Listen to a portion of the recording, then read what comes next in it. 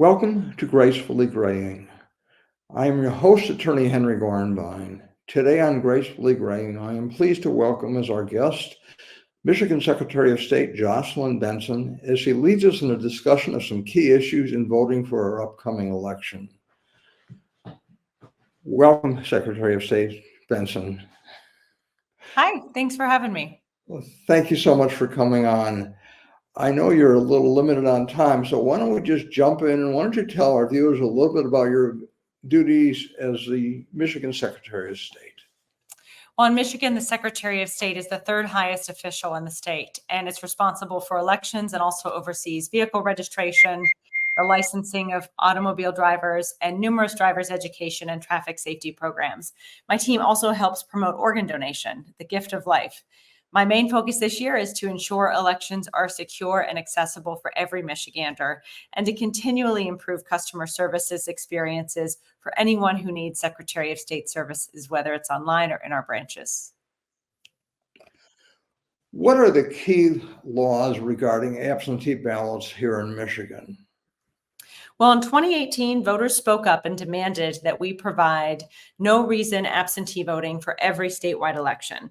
So as of 2022, voters who prefer to vote from home can add their name to a permanent absentee ballot list to automatically receive a ballot at their home in every election. And that means for every statewide election, Michigan citizens can vote from home for any reason. You can submit your application through the mail or in person at your local clerk's office, requesting their ballot be mailed to you, and then you can return it through the mail at a local secure drop box or at an early voting site in your community. I'm curious, do you know what percentage of the population opts to do it that way as far as absentee ballots? Well, in 2020, we saw 2/3 of our citizens vote from home. Wow, I know. I'm part of that demographic, so it makes it very convenient. Good. I'm so glad. I think options to voting are important for every citizen in our state. When does voting begin this year? Well, voters can begin getting their ballots on September 26th, and early voting for the November 5th general election will begin October 26th statewide. That means you can go in person to an early voting site and vote just as you would on Election Day. And then on Election Day itself, November 5th, polls will be open from 7 a.m. to 8 p.m. local time. And when are the ballots actually counted? Well, ballots technically start running through the tabulators throughout the early voting process, but they don't get totaled until the polls close on Election Day. All voters in Michigan vote with paper ballots, and most voters complete hand-marked paper ballots, while voters with disabilities or who have additional needs can use a ballot marking device to complete their ballots.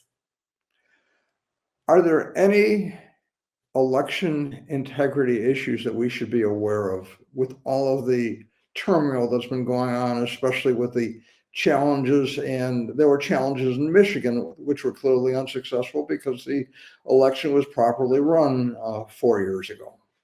Yes, Michigan elections are incredibly secure.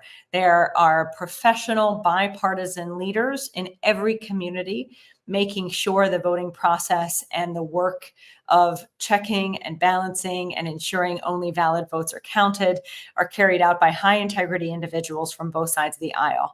Michigan elections are also highly decentralized, so the work is actually spread among about 1,600 local and county clerks, which makes it next to impossible for any type of widespread coordinated fraud to occur, but certainly elevates the integrity and transparency of our process. You consider our elections to be very secure, is that correct? Yes, and the evidence reinforces that reality. Michigan election processes are both highly scrutinized and tested, transparent, and secure. And what I'd like to make sure everyone's aware of is that the use of misinformation to cast doubt on our voting processes and the integrity of our clerks and poll workers lead to a lot of people threatening those clerks and election workers when, ironically, those are the very people that are working to make sure our elections are run well, smoothly, and with integrity. But we welcome questions about how elections work, and there's lots of useful information at michigan.gov/vote. We also encourage those with questions to sign up to be an election worker. There's no better way to see for yourself the checks and balances that are in place and meet the high integrity people who work to serve our democracy than being there yourself on election day or during the early voting period to lend a hand and help ensure everything goes smoothly. Tell us some of the checks and balances and securities on election day. Well, throughout election day, there are polling places, close to 25,000 polling places all around our state that are staffed by high integrity, professional, bipartisan election officials. And they work to make sure every citizen who chooses to vote on election day and is able to do so and is a valid voter can get their ballot and return it and then have that counted in the counting board after the fact. We also do a number of audits after certification to reinforce and ensure all procedures were followed. And those audits consistently reinforce the accuracy of our elections and the security of our processes. Now, the absentee ballots, I think they're voting on two sides, if I'm not mistaken, where one is the partisan election and the back has the judicial elections. Is that correct? Yes, we always encourage people to look on the other side of your ballot to make sure you're voting for every office you're eligible to vote in. And what are the youngest ages for voting?